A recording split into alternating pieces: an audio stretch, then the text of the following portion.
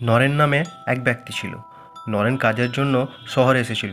নরেনের গ্রামে বৃষ্টি না হওয়ায়, চাষবাস না হওয়াতে সে শহরে এসেছিল এবং এখানে সেখানে কাজের খোঁজ করছিল এবং তার কাজের জোগাড় হয়ে যায়। একটি সেটের কাছে অটো চালকের কাজ পেয়ে যায় এবং তার অটো মালিক একটু রাগী টাইপের ছিল। সে নরেনকে বলে, দেখ নরেন, আমাকে প্রত্যেক দিন 300 টাকা করে লাগবেই লাগবে। বাকি যে টাকাটা থাকবে সেটা তোর।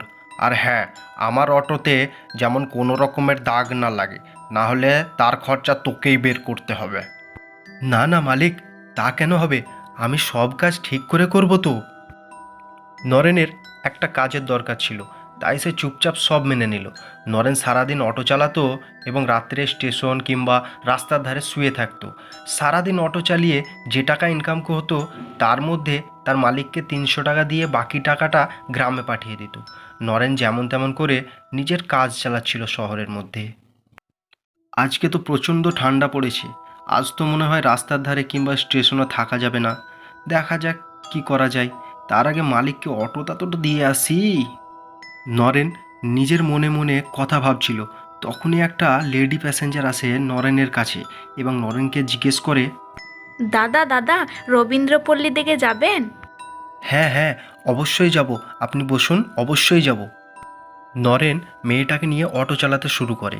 তখনই নরেন দেখতে পায় একটা শর্টকাট রাস্তা রবীন্দ্রপল্লী যাওয়ার জন্য এবং সেই গলির দিকে রওনা দেয়।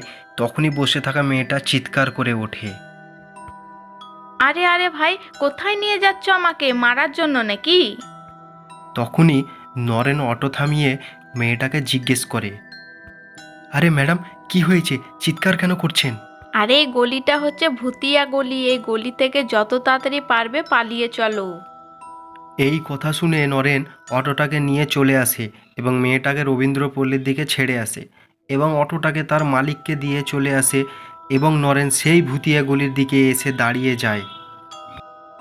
এমন ভূত প্রেতের কাহিনী তো আমাদের গ্রামে খুবই প্রচলিত ছিল। এভাবেই তো আমরা বাচ্চা ছেলেদেরকে ভয় দেখাতাম। এই শহরের লোক পড়ালেখা হয়েও মূর্খ। এই গলি এমনিতেই ফাঁকা থাকে, তার মানে আমি এখানে বিন্দাস ঘুমিয়ে থাকতে পারি। আগে জানলে এখানে এসে থাকতাম। স্টেশন এবং রাস্তা তো পুলিশে এসে জাগিয়ে দিত, কিন্তু এখানে তো কেউ নেই। তখনই নরেন একটা ঘর দেখতে পায় এবং সেখানে ঘুমিয়ে যায়। নরেন যখনই ঘুমিয়েছিল তখন পেছনে একটা নিঃশ্বাস নেওয়ার আওয়াজ আসে এবং পেছন ঘুরে দেখে একটা ভূত ঘুমিয়ে আছে এবং তাকে দেখে নরেন হঠাৎ চিৎকার করে ওঠে। আরে, তুই তো ভয় খেয়ে গেলি। আমি তো ভাবলাম তুই একটা সাহসী লোক, কিন্তু তুই তো একটা ভীতু লোক। তার মানে কথাটা সত্যি, এখানে সত্যি ভূত থাকে? এটা আমি কি করলাম? ভূতজি, ক্ষমা করো, আমার মাথা খারাপ হয়েছিল যে এখানে এসেছি। না না না, তা কি করে হয়? আজ রাত তো তোকে আমাদের সাথেই থাকতে হবে। আপনাদের মানে আরও ভূত আছে নাকি আপনার সাথে? হ্যাঁ, আমার সাথে আরো ভূত আছে। আমরা একসঙ্গেই থাকি। এই বলে আরও দুইটা শাকচুন্নি চলে আসে সেখানে এবং তারা খুবই রাগযোগে নরেনকে দেখে এবং বলে, ওর সাথে কথা বলে সময় নষ্ট করছো কেন? ওর সাহস কি করে হলো এই গলিতে আসার? আমি ওকে মেরে ফেলবো। আরে না না, এই তো এক্ষুনি এসেছে বেচা। ওকে খানিক মারবো পরে, আগে ওর সাথে খানিক মজা করে নি। এই কথা শুনে নরেন তো মাথা ফেরিয়ে যায় এবং সে ভূতের পায়ে পড়ে যায় এবং নিজের জানের ভিক চাইতে শুরু করে। না না, আমাকে মেরো না। আমি কার কি ক্ষতি করেছি? আমি তো কাজের জন্য শহরে এসেছি, চাষবাস হয়নি বলে। আমি খুবই গরিব, আমাকে মেরো না। ওসব তো ঠিক আছে, কিন্তু তুই এখানে কি করছিস? তুই জানিস না এটা একটা ভূত বলে? এই কথা তো পুরো শহরবাসী জানে।